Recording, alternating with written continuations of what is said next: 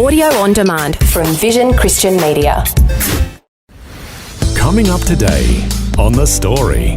You go in and you've got these visions of having a fabulous school and perfect kids, but you realise that life is not like that. One of the funny things over there is with the builders, they're great at building, but they never finish anything off properly. So my vision of all these beautiful buildings, with properly finished everything, in the end it's kind of like, well, if the doors are hanging and the hinges are not falling off, well, we're doing pretty good. The Story. G'day, I'm Jimmy Colfax. Welcome to The Story.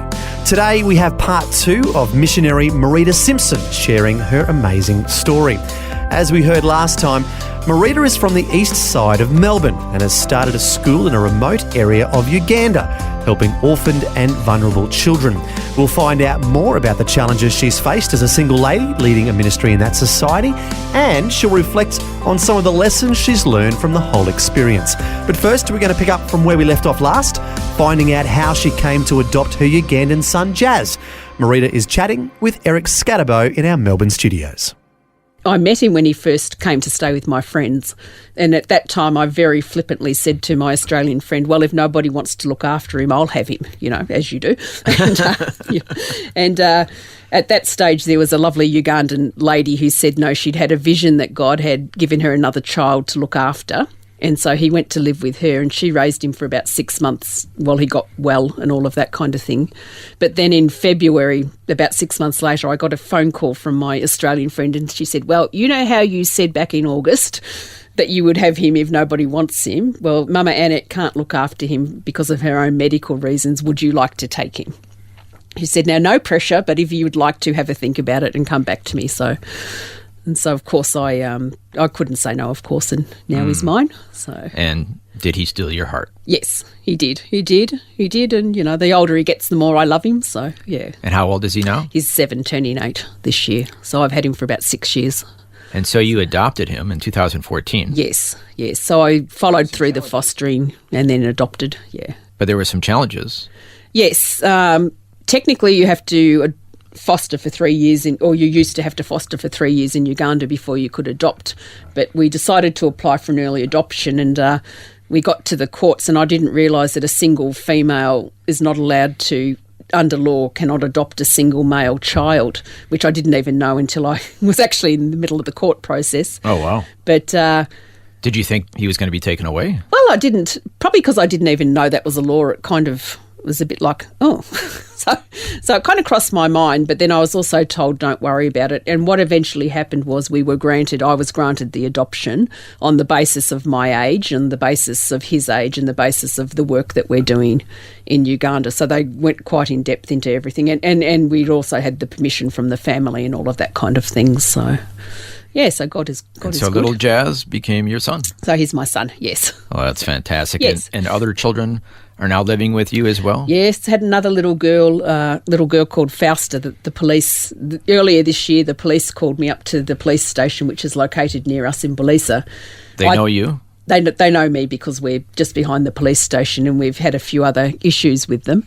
But they came up to me, called me up to the police station, and I thought they'd called me up on another issue, and I got up there and there's a little turns out she's a little 9-year-old girl sitting there extremely malnourished who'd been abandoned by her mother. So the police asked me, well, could we take her into care for a little while they try and trace the mother and the family. And now, is that common that you get these kind of calls? Not in no, not for me. This is the first time that's actually happened. Oh, no, sorry, this is the second time that's actually happened. So it's not that common, and because Belisa is very family oriented, so often if there's children, children will be absorbed by their relatives and that kind of thing, or Belisa will send them down to Masindi or Hoima, which are bigger regional centres for care. So this little girl turned up. So they asked us, would we take her into care while they try and find her mother. So she was with us for a couple of months, and we did all kinds of advertising all around Uganda, because she was speaking Swahili, all around Uganda to try and see if there's any known relatives and that kind of thing. Then what happened a couple of months later, one of my staff members actually spotted the mother down at the local market, called the police. Okay. Yeah, the police pulled the mother up, and she was in the police cells for a couple of weeks while we tried to find out information from her. But she refused She to say? refused to talk. She was very, very evasive, obviously in poor condition herself, but really didn't have any affection towards our girl or anything like that. So then we asked the police, could we take the mother for psychiatric assessment so that we knew where we stood with Fausta, the daughter. So the mother came to us for a couple of days and then she just up and disappeared and we haven't seen her since. So that was. So she's still living with you? Yeah, so Fausta's still living with us. I am formally fostering her and we'll probably apply for adoption this year if we can't find any family. So your family's growing. Yeah. So, Now, when you say she's living with you, you're not in a very big house yourself. No. How big is your house? but at the moment, Jazz and I, my son, are living in a little 4x4 hut. Is our sleeping room. Our kitchen is another little hut, but Fausta's sleeping with my house help in another little hut beside us. But we are moving. We have got a bigger house. But that's not all. No. There's I've also two other children. Two other children. Also got Jeremy, was one of our medical cases. So part of our work is that we also assist children getting to Kampala to help with their medical, because of the poverty levels, they can't even get to Kampala for assessment, let alone treatment and that kind of thing. So there's a number of children in our area that we assist getting down to Kampala and getting medical help. And Jeremy, a little 12-year-old, was one of those children. So about 3 years ago, he came onto our program. Earlier this year, he rolled up at our property and I thought he'd come up for a medical appointment, but he'd brought himself up because he was living with a father who's an alcoholic father and he was sleeping with his aunt, but she couldn't feed him, and so he was scavenging food off the neighbours and that kind of thing. And I think he just had a dear little boy, just had enough and came up and So he brought himself up to our compound. property. Yeah. So then we had a meeting with him and his father and the village leaders and the police. He just flat out refused to go back with the father. And so we agreed that he could live with us during the term time and go back to his aunt and his father in Christmas holidays, which is what he's done this Okay. year. So. And then one other child. This house is getting crowded. Yeah. Except Jerry's actually gone back to his family more permanently now. So with Jerry, he came to us about 3 or 4 years ago. His mother was mentally disturbed and we were asked to take him to help him with his schooling and to give him help, make sure that he got a proper education. His mother really loved him, but she wasn't doing things like keeping him out near the fire and that kind of thing, so not a safe situation. So he came to live with us on the property, and then his father, who was apparently unknown, but then once Jerry had been living with us for a couple of years, his father suddenly reappeared and decided to claim paternity. And we find often kids are apparently abandoned, but once we get involved, then parents will come out of the woodwork. Now, why is that? How is it in their interest to all of a sudden? Well, because my kid's in a good school, and Oh, so it's a status thing? It's a status thing, yeah. Okay. Anyway, the father turned up and said that he was going to claim paternity and all of that kind of thing. So then it was like, well, we'll work with you to build a relationship with Jerry, your boy. So what happens now is he's actually, and there's also an aunt and extended family involved, and the aunt this year requested that Jerry go back and live with the family. And so he's gone back to live with the family, but he still hangs around us, like comes early morning and stays until later in the evening and then goes home back to his other family. Occasionally stays over with us as well. But he was living with us for a couple of years, but just recently started to go back. Okay, so you have the school. You're the director of the school, and so that takes up a big deal of your time. Plus, you have to have the property managed. Yeah. Yeah, so my time is basically management, property management. Now, you started off as a teacher. Yes. Do you teach at all? No. Well, I don't. Well, number one, because of the language. Number two, it's a primary school and I'm a secondary trained teacher. Oh, okay. So you have to wait till they get old enough. Well, and number three is I keep saying I'm going to go into the classroom, but time is always against me because of the management issues. So, but it keeps ticking along? It does, and we're very blessed that we've actually got quite a stable staff and strong directors. So when I was home, I broke my leg unexpectedly a couple of years ago and had to be home here in Australia for 8 months. And how did they do? Yeah, no, they did great. We were really, really pleased at how they handled it over there without me being on the ground. So, well, that's great. Yeah, so that was a real blessing. I mean, that's every missionary's hope, is that you can work yourself out of a position. Yeah, that's exactly right. That it's not all dependent on you, and it all collapses when you're away. Yeah. Yes, so they do, and I've got a strong team in Uganda, which is great.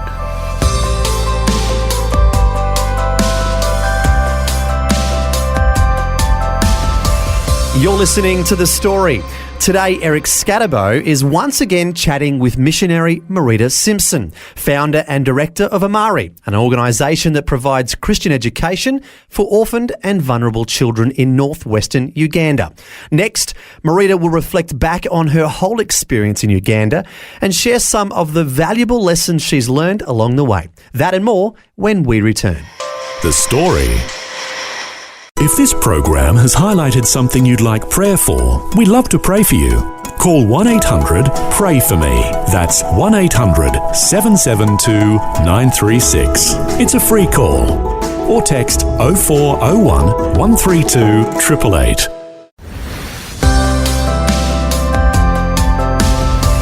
You're listening to The Story.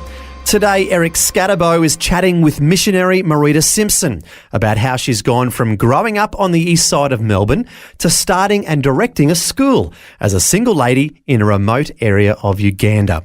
We've heard about her heart for helping orphaned and vulnerable children and how a few of them are actually living in her home. Next, it's time to reflect on what she's learned from her experiences living and serving in Uganda. Couple of things. Probably most importantly to me is, if God places a call on your life, and I knew that I was definitely called to go back and work in Belize with national children, and He will put things in your life that encourage you, that hold you. When the going gets tough, you can look back. A few different things, like my team in Australia who supported me without knowing what we were doing, really. Wow, that's faith. Yeah, that's faith in you. Somebody gave us, very good friends gave us the money for the first school, even before we'd registered, before I had any children, before we had land. I had this money set aside for our first classroom. So these were people who had worked with you in children's ministry in the past, so they knew you and had faith in you. Yes, yeah. So that was that's a big boost of confidence. Big blessing. So little things that you can hang on to. So when the going gets tough, you can hang on to them and say, "Hey, I know that God has called me." And then on the ground, you've got to learn to, we think we know a lot and we think that we're very aware and we think that we're well educated and all the rest of it, and we are, but all that schooling you had, you have a master's in education. Yeah. Sometimes you just throw that out the window when you have these unique cultural differences. Is that right? Well, not throw them out the window, but you've got to learn to step back and say, hey, I'm a guest in their culture and I have to learn to do things, as long as it doesn't contravene the Bible, I have to learn to do things the way they do it culturally. And so that's been a big learning thing for me. Some of this stuff they didn't have in your classrooms. It's not in the instruction book.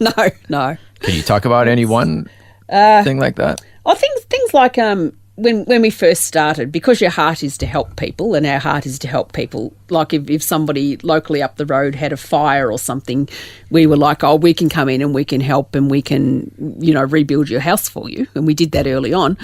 But then I've learnt down the track, well, that's creating a bit of a dependency. So they'll come to me instead of going to their family for assistance.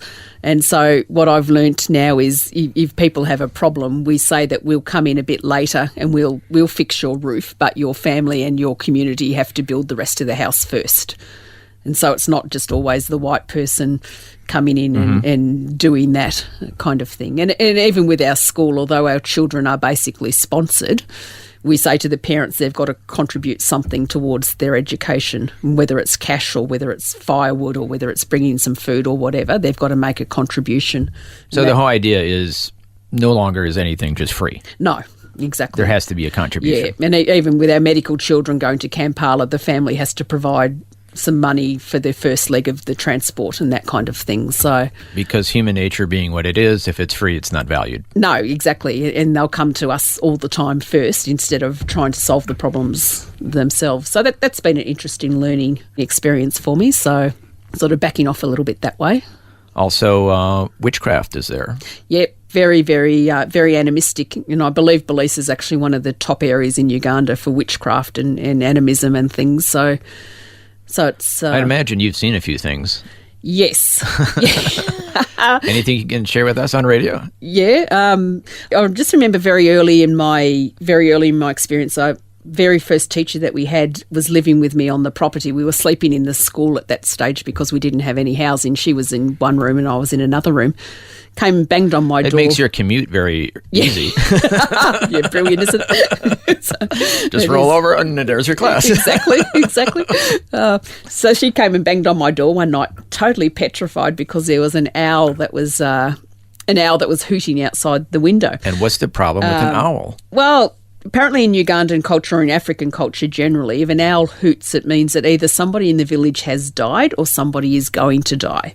So she came banging. That's a bad omen. It's an omen. For them. Yep, exactly. So she came banging on my door, totally petrified about this owl that was hooting in the corner of our property. So my response is, well, how do you handle that? Yeah, well, I just said to her, look, it's either an owl and it's God's creature and it's just having a sing-song at night, so let it be. Or if it's demonic, we just pray about it and the power of Jesus is greater than the power of the owl, so you just tell the owl to be gone in the name of Jesus, which she actually did in the end. But it was a bit of an eye-opener to me because they're highly spiritual people, so they'll go to church all day Saturday, hold a prayer meeting all day Saturday night and then go to church on Sunday. So their whole life is church and spiritual things, but yet there's this real animistic stronghold over them. And superstitions. Yeah, and superstitions and that kind of thing. So I'm not saying that the spiritual world is I believe that there is a very strong spiritual presence, but I also believe in the power of Jesus, of course. So, of course. And have you seen demonic forces? Yes, have seen different people affected by the demonic and have seen them released by the power of Jesus as well. Few occasions staff have come up and complained about living in a particular hut because somebody keeps throwing little bits of cotton wool into their hut, balls of cotton, and apparently that's a way of doing witchcraft against the person. So is there demonic opposition to what you're doing? I think there is. To me, it's not as obvious as if really physical, I can see it happening, but certainly things will happen around. I've had a bit of sickness on and off that I've really had to stand against from a demonic, what I believe is a demonic oppression.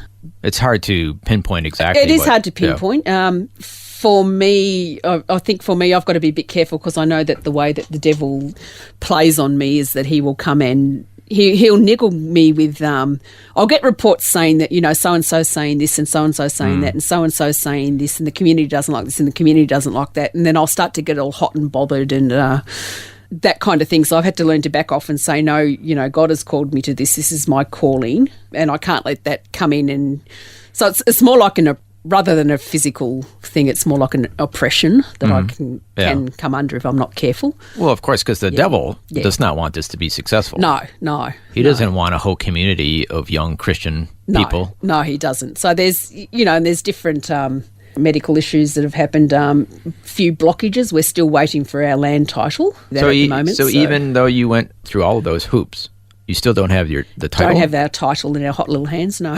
Even though it's been several years? Yep, 8 years counting. So that's been blocked on and off because of the oil and because of the land disputes. Apparently it's now open for applying for titles and things, but because you have to wait for government surveyors and they want to be paid extra money and all of this kind of thing, so it's a bit of a long process. Okay, and another challenge you face there is tribalism. What is that? Yeah, tribalism is very, very strong. Like we've got about, we're working with the Bagungu tribe, but we have a lot of people from the lakeshore around and a lot of our builders, particularly are from another tribe called the Alua tribe, another tribe called the Lugbara tribe, and there is a lot of friction between the different tribes. Okay. Some of your stronger Christians will rise above it, but a lot of them, the Bagungu cook is giving more food to the Bagungus than they're giving to the Aluas, and so. Oh, you mean on your staff?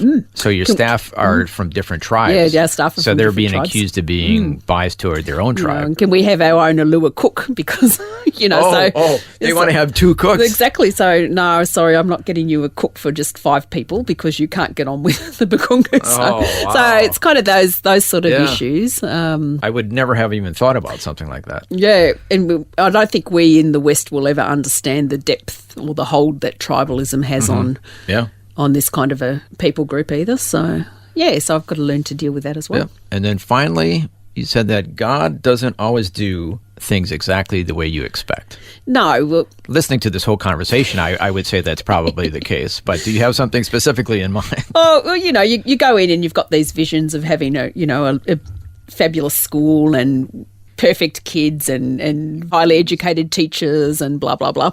But, you realise that life is not like that, and it's one day at a time, and God's working through them, and he's working through me, and he's working through the community, and it's a lot, one of the funny things over there is with the builders, they're great at building, but they never finish anything off properly.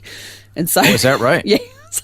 So my vision of all these beautiful buildings, with properly finished everything, is like, in the end, it's kind of like, well, if the doors are hanging and the hinges are not falling off and the bricks are not falling down, well, we're doing pretty good. So that's all a bit of a laugh. So it sounds like the Lord has really been challenging you throughout this whole process. Oh, definitely. And it's all, we're always learning through life, and we're always growing. Mm-hmm. You have to revise your perceptions, and you have to revise how you work with people, and revise how you work in different cultures, and and try and work out what is above everything spiritually, but what is cultural. And, do I go in and change things that are cultural that are not necessarily against the Bible? Is that my job? Or do I have to work within the culture as long as it doesn't contradict the Bible? But then where is the line? Yeah. So, and that's almost on a case-by-case basis. Yeah, so that's all... and you learn that God works in different people different ways, and the way he reaches us in the West is going to be different to the way he reaches those in other countries. And you have to be flexible, it sounds like. You do. And your perceptions of what is right and what is wrong certainly take a... Flexible, but within the bounds of biblical guidelines. Yeah, and even then it's like, well... To me, that's a biblical guideline, but is it really a biblical guideline, or is it my interpretation of what I think is a biblical guideline? So those kind of things. And it's maybe culturally influenced. A bit different. So, yeah. Wow. We will pray for wisdom for Marita Simpson. yeah, thank you. We'll need any prayer we can get. So. And going forward, what is the future for Marita and Amari? Well, definitely, we're just taking it 1 year at a time. So we made a very deliberate decision when we started that we would add on a class each year, so that we're not growing too big too quick and that kind of thing. So next year we're up to P7, and we'll be introducing boarding, and really just following year by year as we're going. So, and then maybe one day you will be able to teach the year 12 students in English. Come in with my accounting. Yeah. Thank you so much for sharing your story. No, thank you for having me. That was Eric Scatterbo chatting with Marita Simpson, the founder and director of Amari, a Christian school for orphaned and vulnerable children located in Balisa, Uganda. Now, we've been mentioning how incredible it is that Marita has done all this as a single lady. Actually, the only Australian for miles around in that part of the country. But she'll be quick to point out that she did not do it alone. Her faith in God has helped her every step of the way. And she's had a remarkable support team both here in Australia and in Uganda. As the Bible says in Ecclesiastes, two are better off than one, because together they can work more effectively. If one of them falls down, the other can help him up. Two people can resist an attack that would defeat one person alone. A rope made of 3 strands is not easily broken. We pray that the Amari team will continue to remain strong, relying on and trusting in you, Lord, and that they will be able to overcome any obstacles that may come their way. Amen. Well, if you'd like to learn more about Amari and how you can sponsor a child, the website is www.amari.org.au. That's amari.org.au. Well, thanks for joining us. I'm Jimmy Colfax, encouraging you to share your story with someone today. Next time on The Story. This happens to a lot of folks. They're just not where they need to be. If I want to swim in the ocean, I have to go there. If I want to go for a bushwalk, I have to go there. I can't go on a bushwalk in my backyard. You have to centre yourself where you're celebrated, not tolerated. Pastor Chris Maynard is the founder of Active Christian Ministries and has a passion for helping people find their full potential in life. He'll share his story and a big dose of encouragement next time. The Story. Just another way Vision is connecting faith to life. Thanks for taking time to listen to this audio on demand from Vision Christian Media. To find out more about us, go to vision.org.au.